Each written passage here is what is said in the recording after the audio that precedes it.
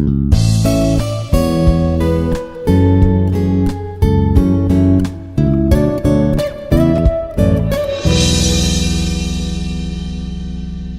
morning to all. I'm Dr. J. Institute of Aeronautical Engineering. Today, I wish to tell about the introduction to lasers and then characteristics of lasers. So, this is belongs to the module 3, and the topic is lasers and fiber optics. In that, the first part, which is related to the lasers, we are going to see. So, in that, we are going to see the introduction and then what are the characteristics of lasers. So in the introduction part, as we see the laser, so laser is an acronym. It is an acronym for light amplification by stimulated emission of radiation. Light amplification by stimulated emission of radiation. So this laser is different from conventional light. So conventional light such as tube light or electric bulbs, normal ordinary lights like that. And there is no coordination among the different atoms emitting radiation.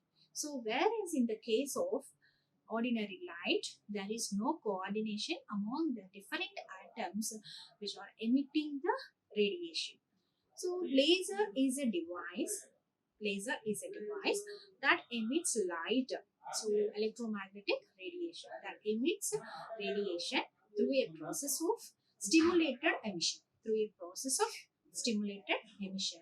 So when there is a process of stimulated emissions, so there is a increasing of intensity. So with this stimulated emission, because of this stimulated emission, it improves the intensity of radiation. So it amplifies the intensity of radiation. So laser is a device that emits electromagnetic radiation through the process of stimulated emission. So because of this process, because of this stimulated emission, the light is amplified and will get the high intensity of radiation. High intensity of radiation. So in general, when electron moves from higher energy orbit to lower energy orbit, it emits radiation. So usually, so suppose this is a ground state and here the excited state. So like that, discrete energy levels will be there. So in this discrete energy levels, when the excited state atoms jumps or transits to the lower energy state, so it emits radiation. It emits radiation. Okay, so when electron moves from higher energy state to lower energy state, it emits radiation. So this emission of radiation can be explained in terms of energy levels. So this emitted radiation, so that is when the electron jumps from excited state to the lower energy state, it emits some radiation. So this emission of radiation can be explained in terms of energy levels as when the electron transits from a higher energy level to a lower energy level, it emits radiation. So according to Planck's quantum theory, the emission of radiation will be in the form of energy of h nu. So Planck's quantum theory, according to Planck's quantum theory, the emission of radiation, that is when the electron transits from higher energy state to lower energy state, it emits a photon. So this emitted radiation will be in the form of energy which is h nu. H nu. So here the frequency term in the energy of the photon indicates wave characteristics of the photon. So in this h nu, this term nu, So as H is the Planck's Planck's Planck's constant, and nu is the frequency. So this parameter nu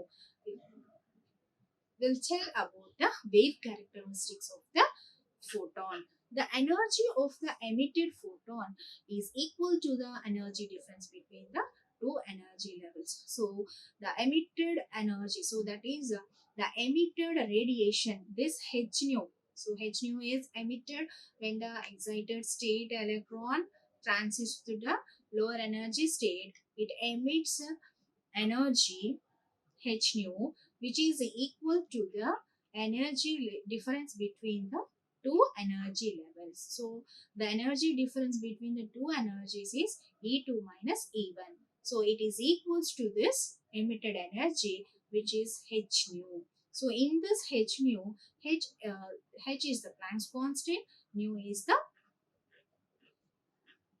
frequency, which tells about the wave characteristics. Wave characteristic. Okay, so this loss of energy is attributed to the entire atom. As a result, it can be thought that the atom is moving from a higher energy state to lower energy state. When large number of atoms transits to lower energy level, then each transition emits photons of same energy as the same frequency and same wavelength. Okay, when there is a large number of atoms. So here we have seen that only one electron transits from higher energy state to lower energy state. So it emits some energy, which is h nu equals to the energy difference between the two energy levels, E2 minus E1. So when we take the n number of atoms, n number of atoms. So when large number of atoms transits from the higher energy state to lower energy state, then each transition emits photons of same energy, same frequency and same wavelength. So the frequency nu is equals to E2 minus E1 by H. So how it comes? So the energy difference H nu, the energy difference, the the emitted radiation is h nu. This h nu is equal to the energy difference between the two energy levels. So the E1 is the lower energy level, lower energy level. E2 is the higher energy level, that is excited energy state. Okay, so energy difference between the two energy levels. So here, when coming to calculate the frequency, nu is equals to E2 minus E1 by H. As you know that H is a Planck's constant, which have the value of 6.626 into 10 power minus 34 joule second.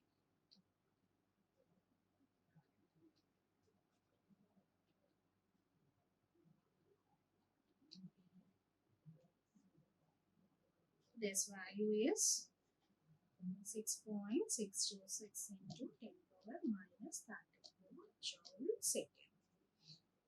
Okay, so all the photons are in phase and after reinforcement emit a high intensity monochromatic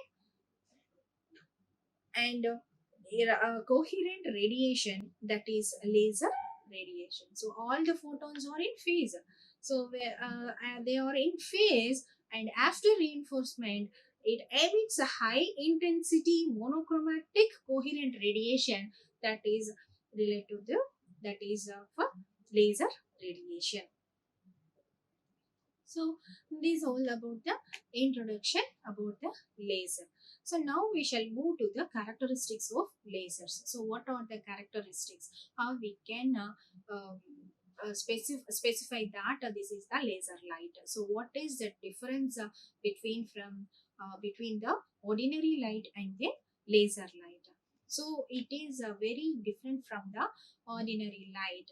So laser light has very importance. So here why this laser light has that much of importance, like we can see in this characteristics. By knowing these characteristics, we can notify that how it gets the importance. So in this characteristics of laser, we shall see the first characteristic is monochromaticity. Monochromaticity. So mono means that a single, and chromaticity. So it tells about chromatic means color. So monochromaticity. So single color. So monochromaticity is one of the characteristic of the laser. So in this laser radiation, all the photons which are emitted between a discrete energy level will have the same wavelength. So if there is a same wavelength, it has a same color. It has same color. So in laser radiation, so what happening? Photons are emitted from different energy levels. Photons emitted from different energy levels will have the same wavelength. So as a result, the radiation is monochromatic in nature. Okay, so suppose there is a discrete energy levels. So these are different energy states, atoms, or so these different energy states. These different energy states atoms or transits to the lower energy state, then it emits the same wavelength of radiation. So the radiation have same wavelength. Okay, so because of this, the radiation is monochromatic in nature. So if the higher energy level, if the higher energy level has closely spaced energy levels, then from the transition from each level, from the transition from each level to lower energy level, it emits photons of different frequencies and wavelengths. So let wave spread in frequency and wavelength be nu plus delta nu, and then lambda plus delta lambda. So this is the wave spread and another one is the wavelength. Okay, so wave spread in frequency and then wavelength is nu plus delta nu and lambda plus delta lambda. So the frequency spread delta nu is related to its wavelength spread delta lambda. So delta lambda is equals to minus c by nu square into delta nu. So for laser, the uh, delta lambda is equals to 0.001 nanometer. So it is clear that laser radiation is highly monochromatic. Why it is highly chromatic? Highly monochromatic because the laser radiation, so the photons emitted from the discrete energy levels have same wavelengths, so that it has a monochromatic nature. So when calculating the wave spread in frequency and wavelength, so the delta lambda is equals to minus c by nu square into delta nu. So for laser, this delta lambda is 0.001 nanometers. So that the laser radiation is highly monochromatic. Next characteristic is directionality. High directionality. So why it has directionality?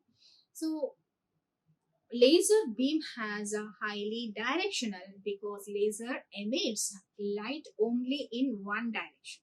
But when comparing to the ordinary light, this ordinary light emits the light in all the directions. Okay, so this ordinary bulb emits the light in all the directions. So we couldn't identify the spot of the light where it is focusing on So, but laser beam, when we see this laser light, we can easily identify the spot of the laser light where it is focused. So, laser beam has highly directional because laser emits light only in one direction. That's why we can easily point out the focusing point of the laser light. So it can travel very long distance without divergence. It can travel, laser light can travel very long distances without divergence. So the divergence is very small. So this is the laser light. So it has very small divergence. Okay, so delta theta. Okay, so the directionality of a laser beam has been expressed in terms of divergence. So this directionality of the laser beam can be expressed in terms of the delta theta, that is divergence. Suppose we'll calculate how we can calculate that divergence delta theta. So suppose R1 and R2 are the radii of laser beam. Okay, so R1, R2 are the radii of the laser beam at distance D1 and D2. At distance D1 and D2 from a laser, and then we have the formula divergence delta theta is equals to R2 minus R1 by D2 minus D1. So the laser light is here, so it is focusing on the screen at a particular distance d1, then the radii of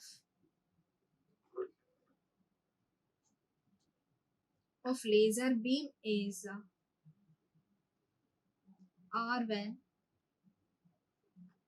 so r1, and the other one is r2.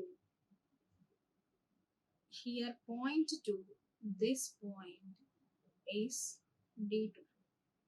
Okay, so this is the first beam, and this is the second laser beam which is pointed on the screen.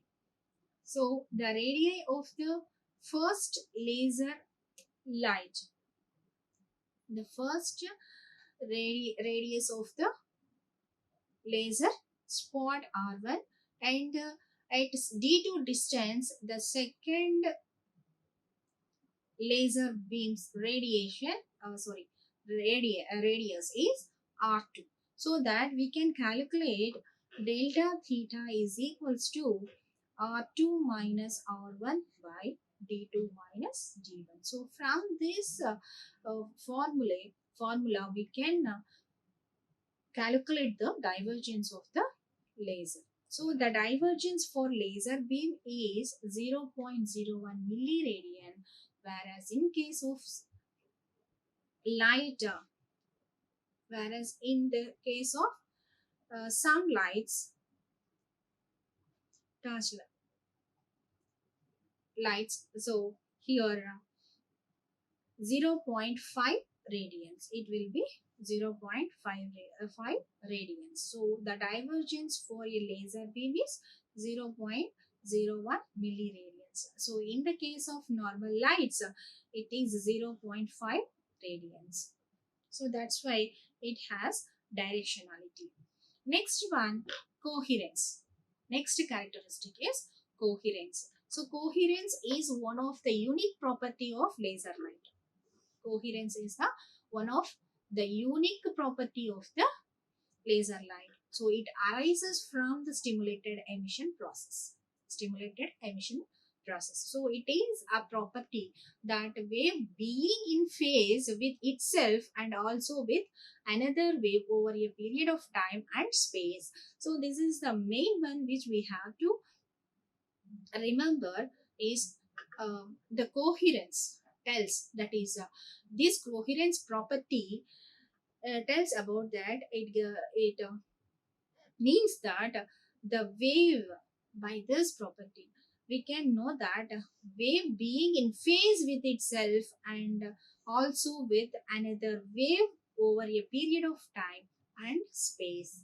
So it is a property that wave being in phase with itself and also with another wave over a period of time and space. So coherence is predictability of the amplitude,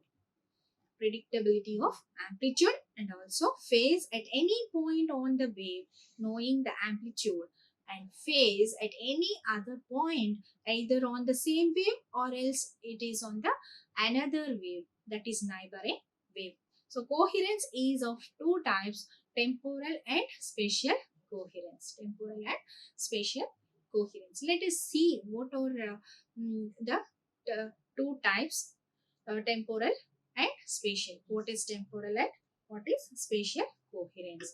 So in temporal coherence, if it is possible to predict the amplitude and phase at a point on the same wave with respect to another point on the same wave, then the wave is temporal coherence. So if it is predictable the amplitude and phase at any point on the wave with respect to the other point on the same wave, then the wave is temporal coherence. So for laser radiation, all the emitted photons are in phase so that the resultant radiation has temporal coherence. Whereas in the case of spatial coherence, if it is possible to predict the amplitude and phase at a point on a wave with respect to another point on another wave, that is second wave, then the wave are said to be spatial coherence. Okay, so in the first one, temporal coherence, if it is possible to predict the amplitude and phase at a point on the wave with respect to the another point on the same wave, then we can say it is a temporal coherence. And coming to the spatial coherence, if it is possible to predict the amplitude and phase at any point on the wave with respect to the any point on a second wave, then it is a spatial coherence. So laser light is highly coherent. So that laser light is highly coherent. Coming to the characteristic, another one, that is high intensity. High intensity. So let there be n number of coherent photons of amplitude A. I am taking here n number of coherent coherent photons which have the amplitude A. So in the emitted laser radiation. So these photons reinforce with each other and the amplitude of the resulting wave becomes number of coherent photons multiplied with amplitude. So that n into A. So n be the number of photons,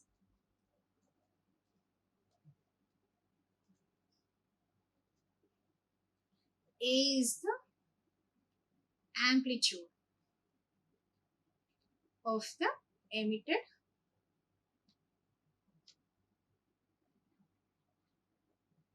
emitted radiation.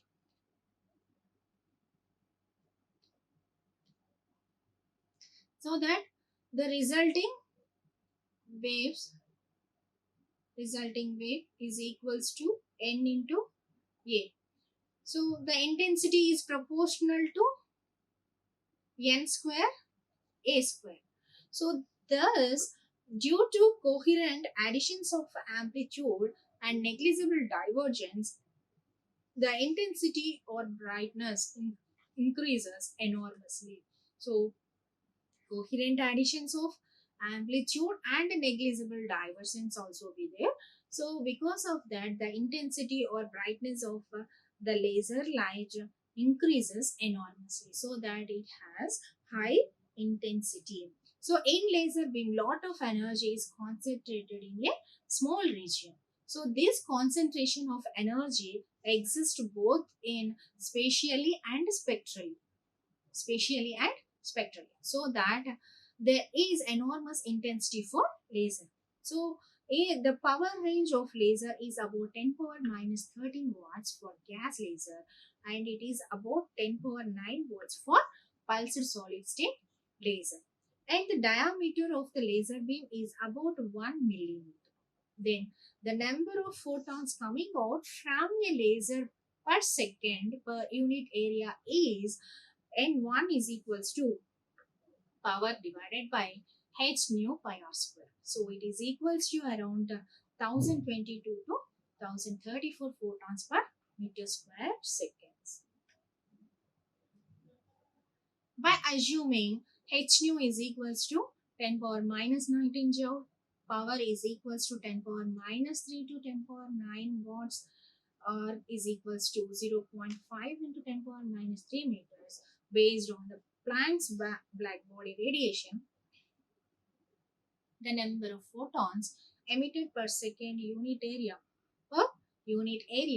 by a body with temperature T is nth is equals to 2 pi h c divided by lambda power 4 into 1 by e power h nu by kt minus 1 into d lambda. So it is nearly 10 power 16 photons per meter square seconds. So by assuming the temperature T is equals to 1000 degree Kelvin, lambda is equals to 6000 angstroms, this comparison shows that laser is a highly intensive beam. It is highly intensive beam. So these are the characteristics of the laser. So that's why it has a very important, and we are using in many areas. So there is many applications regarding to the laser. So laser has very applicabilities, so that in various industries and medical field, and then in barcoding, in business marketing field also we are using these lasers. So in the next session we shall see about the applications and other topics. So this is from this session. So we have seen that introduction about the lasers and characteristics of lasers. So we shall see applications of laser, and then spontaneous emission, the different process of emissions in detail in the next session. Thank you. Like, share and subscribe. Hit the bell icon for more updates.